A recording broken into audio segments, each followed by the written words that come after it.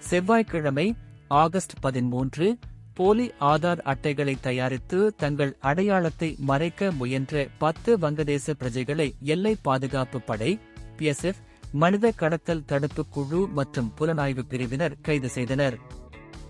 பக்தி பத் மற்றும் ராமர் பாதையில் இருந்து 50 லட்சம் ரூபாய் மதிப்புள்ள 3800 மூங்கில் விளக்குகள் மற்றும் 36 கோபோ புரொஜெக்டர் விளக்குகள் திருடப்பட்டதாக அயோத்தியின் ராம ஜென்மபூமி PS-இல் எஃப்ஐஆர் பதிவு செய்யப்பட்டுள்ளது.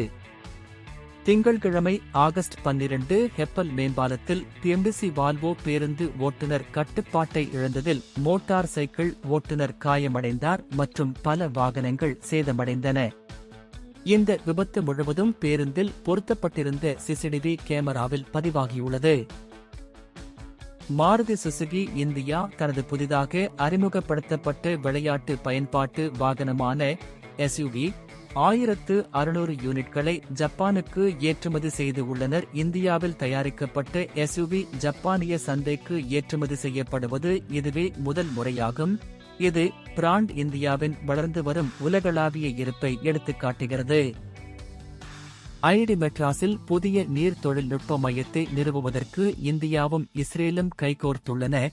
இது அனைவருக்கும் நிலையான நீர் விநியோகத்தை அடைவதற்கான இந்தியாவின் முயற்சிகளுக்கு முக்கிய பங்களிப்பாளராக செயல்படும் என்று எதிர்பார்க்கப்படுகிறது.